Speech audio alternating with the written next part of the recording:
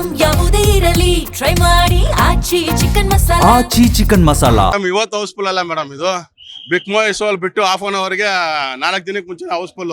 ಅಪ್ಪು ಅಂದ್ರೆ ಹಂಗೆ, ಅಪ್ಪು ಬಾಸ್ ಅಂದ್ರೆ ಫ್ಯಾಮಿಲಿ ಆಡಿಯನ್ಸ್ ನೋಡಿ, ಹೆಣ್ಮಕ್ಳು ನೋಡಿ, ಫ್ಯಾಮಿಲಿ ವಯಸ್ಸಾದವ್ರು ನೋಡಿ ಯಾವ ಥರ ಇದ್ದಾರೆ ಅಂದ್ರೆ.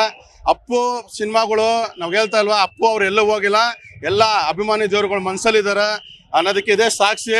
ಪ್ರತಿ ವರ್ಷ ಅಪ್ಪು ಬಾಸ್ ಅವ್ರದ್ದು ಒಂದು ಸಿನಿಮಾ ರಿಲೀಸ್ ಮಾಡಿ ಅಂತ ನಾವು ಅಶ್ವಿನಿ ಮೇಡಮ್ ಅವ್ರನ್ನ ಕೇಳ್ಕೊಂಡಿದ್ವು. ಅವ್ರಿಗೊಂದು ಎಲ್ಲ ಅಭಿಮಾನಿಗಳ ಕಡೆಯಿಂದ ಅವ್ರಿಗೊಂದು ಧನ್ಯವಾದ ತಿಳಿಸ್ತಾ ಇದ್ದೀನಿ. ಪ್ರತಿ ವರ್ಷ ಇದೇ ರೀತಿ ಯಾವ ಹೀರೋಗಳದ್ದು ಹೊಸ ಸಿನಿಮಾಗಳು ರಿಲೀಸ್ ಆಗ್ಬೋದು, ಅದಕ್ಕೆ ತಕ್ಕನಂಗೆ ಹಳೆ ಫಿಲಮ್ನೇ ರಿಲೀಸ್ ಮಾಡಿ ಹೌಸ್ಫುಲ್ ಮಾಡೋ ತಾಕತ್ ಇರೋದು ಅಂತಂದರೆ ರಾಜವಂಶದ ಅಭಿಮಾನಿಗಳಿಗೆ ಮಾತ್ರ ಇದನ್ನೆಲ್ಲ ಹೌಸ್ಫುಲ್ ಮಾಡಿ ಈ ಥರ ಕ್ರೇಜ್ ಮಾಡೋದಕ್ಕೆ.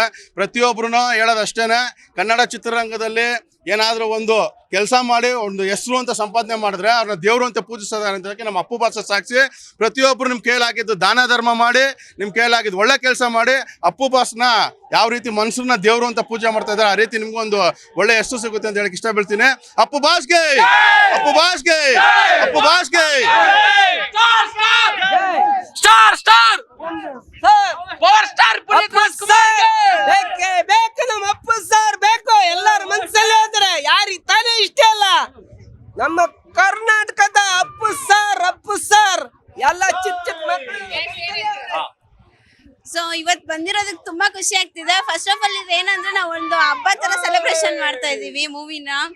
ಸೊ ಹಿಂಗೆ ಇನ್ನ ಯುಗಾದಿ ಹಬ್ಬ ಎಲ್ಲ ಇದೆ, ಬಟ್ ನಮ್ಗೆ ಇವಾಗ ಒಂದು ಹಬ್ಬದ ವಾತಾವರಣ ಬಂದಿರೋದು ನಮ್ಗೆ ತುಂಬಾ ಖುಷಿ ಆಗ್ತಾ ಇದೆ.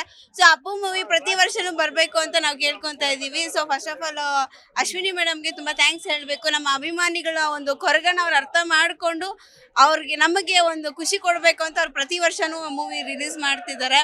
ಸೊ ಇದೇ ಖುಷಿ ನಮ್ಗೆ ಹೇಳ್ಕೊಳ್ಳೋ ಆಗದಿರೋಷ್ಟು ಖುಷಿ ಆಗ್ತಾ ಇದೆ.